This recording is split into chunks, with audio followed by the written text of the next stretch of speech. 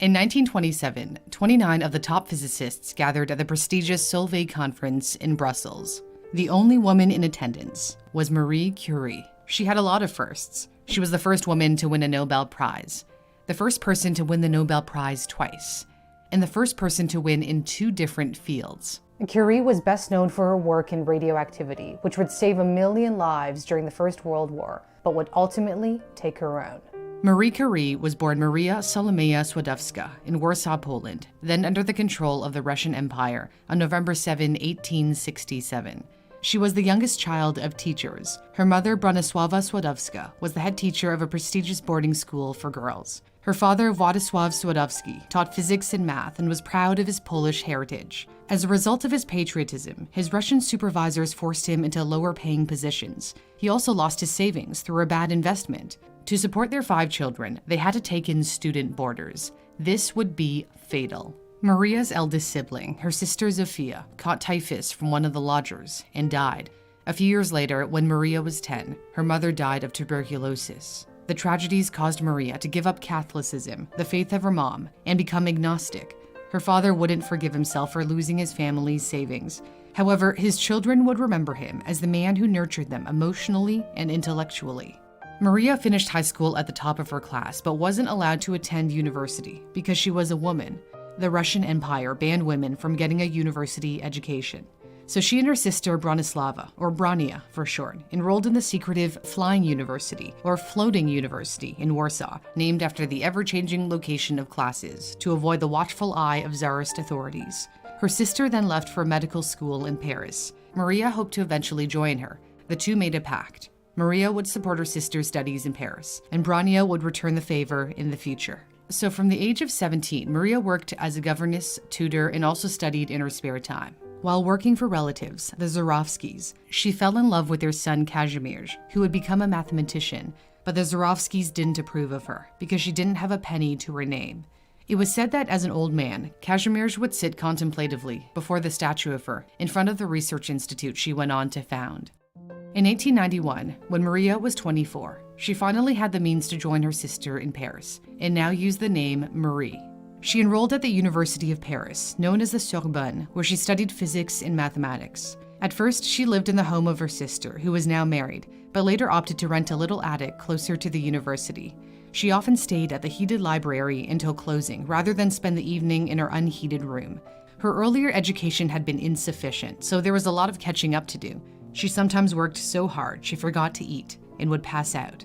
Despite the difficulties, Marie marveled at her freedom, writing, "It was like a new world opened to me, the world of science, which I was at last permitted to know in all liberty."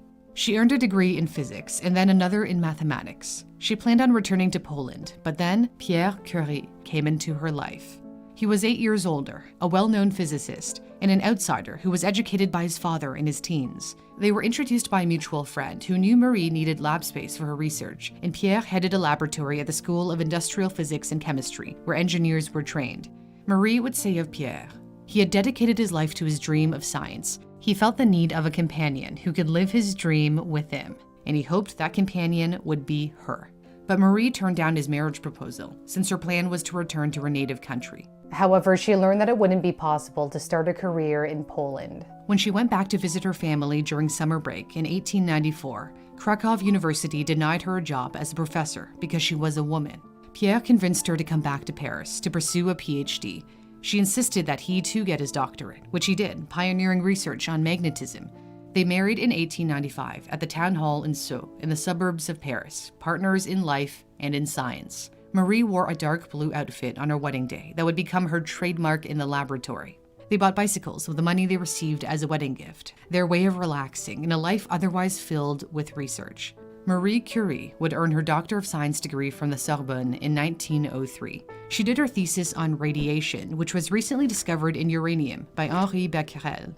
Curie was intrigued by Becquerel's discovery and investigated further. She used an electrometer invented by her husband and his brother to measure radioactivity in many substances and materials. She realized through her experiments that radiation was a property of the element of uranium. Yet when she observed the mineral pitchblende, which primarily contains uranium, she noticed it was far more radioactive than uranium could explain.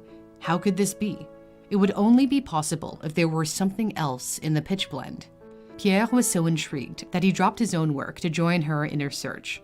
They ground up tons of pitch blend and discovered an element that was 400 times more radioactive than uranium, polonium, named after her country of birth. And then they discovered another element that gave off 900 times more radiation than polonium, radium. The unglamorous work of extracting and isolating the elements took place in a leaky and drafty shack near Pierre's work, as they didn't have a dedicated lab space. Their efforts paid off. The Nobel Prize in Physics in 1903 went to Marie, Pierre, and Becquerel for their research in radiation. French academics originally proposed that only Pierre and Becquerel receive the prize, leaving Marie out, a sign of the times. However, a sympathetic member of the nominating committee, Swedish mathematician Gösta Mittag-Leffler, alerted Pierre to the situation. He insisted that his wife shared the honor. Marie Curie became the first woman to win a Nobel Prize. She and her husband were too busy with their research to accept the award in person in Stockholm. Pierre was also sick, suffering from pain and fatigue. They had no idea at the time that radiation could be detrimental to their health. It is said that Marie would carry tubes of radium in her pockets. She was fascinated by what she described as faint fairy lights. Little did she know this was slowly killing her. The glowing green radium captivated the public.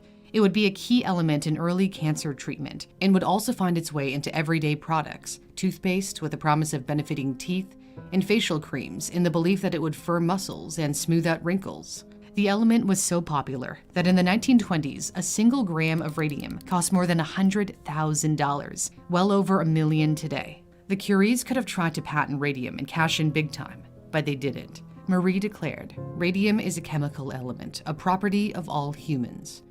After their groundbreaking work, it was Pierre who would be promoted as head of the physics department at the Sorbonne. Yet he still didn't have a proper lab. Pierre complained, and the university relented. However, he would never get his dream of working in a new laboratory because tragedy struck less than 2 years after the birth of their second daughter. On a rainy day in April 1906, Pierre was walking across the Rue Dauphine when he was run over by a horse and carriage. He died instantly. Pierre's father implied that his son's preoccupation with his own thoughts contributed to his death. Marie was offered his academic post at the Sorbonne instead of accepting a widow's pension. She became the first female professor in France. Hundreds of people lined up outside the university, hoping to attend her first lecture. The period following her husband's death would be the most difficult of her life. In 1911, the French Academy of Sciences, the gathering place for prominent scientists, rejected her for membership when she put herself forward for a vacant seat. They passed her over for physicist and inventor Édouard Branly. Many suspected it was because she was an immigrant and a woman. Despite getting snubbed by the Academy, she went on to win something even greater later that year. A second Nobel Prize, this time in chemistry, for the discovery of polonium and radium, the isolation of radium, and the study of the nature of that remarkable element. But the buzz around her wasn't great. The French press was all over her affair with her husband's former student, physician Paul Langevin, who was married but estranged from his wife. She was labeled as a homewrecker and even warned that it might be best if she didn't pick up the prize in person. Curie sank into a deep depression, only to be slowly pulled out with the support of a fellow scientist. Albert Einstein struck up a friendship with Curie at the first Solvay conference in 1911. He wrote her a letter of encouragement during this dark period. "I am impelled to tell you how much I have come to admire your intellect, your drive, and your honesty." He then told her to pay no mind to the stories in the press. Simply don't read that hogwash. Curie went to Stockholm to accept her second Nobel Prize, and the headlines about the affair eventually blew over. She would slowly recover and was in the middle of setting up a giant laboratory at her newly created Radium Institute when war broke out. As German troops headed toward Paris, she took her stash of precious radium to a bank vault in Bordeaux, in southwestern France, the new capital. She also tried to sell her 2 gold Nobel Prize medals to help the war effort, but the National Bank refused to accept them. She would buy war bonds using her prize money, but this self-sacrifice wasn't enough for her. She was determined to use her research to save the lives of French soldiers. She had studied the work of German scientist Wilhelm Röntgen, who had discovered X-rays. Curie then brought X-ray machines to the battlefield by inventing mobile units called Little Curies to help surgeons locate and remove shrapnel and bullets from wounded soldiers. She and her daughter Irene trained 150 women to drive these little cars and drove one herself despite the danger. Curie also oversaw 200 radiological rooms in field hospitals. It's estimated that by the end of the war, her efforts saved the lives of 1 million men, but may have cost her her own. Curie knew that overexposure to X-rays would pose risks to her health, but there wasn't any time to improve on safety practices.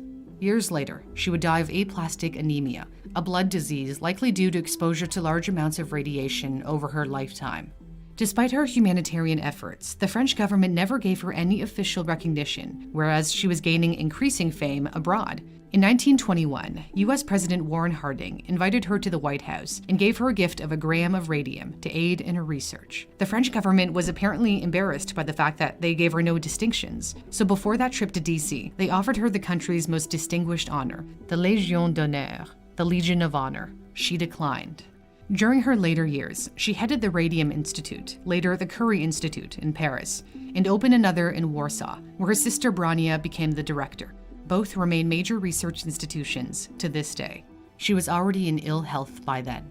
On July 4, 1934, Curie died at the age of 66 at a sanatorium in the town of Passy in eastern France. She didn't live to see her daughter Irene win her own Nobel Prize in chemistry a year later for the artificial creation of new radioactive elements, sharing it with her husband, physicist Frédéric Joliot. Curie was buried at a cemetery in Sceaux, the suburbs of Paris where she married, and where her husband lay. In 1995, both were moved to the Panthéon in Paris, the resting place for many distinguished French citizens, like Victor Hugo, Rousseau, and Voltaire. Curie was the first woman to be honored in the Panthéon on her own merits. Her remains remained radioactive, so they were placed in a coffin lined with nearly 1 inch of lead. Even her papers are still radioactive today. Anyone who wants to examine them must wear protective gear and sign a waiver. Curie's tireless work was surpassed only by her fight to overcome the barriers in her way to become one of the greatest scientists of all time.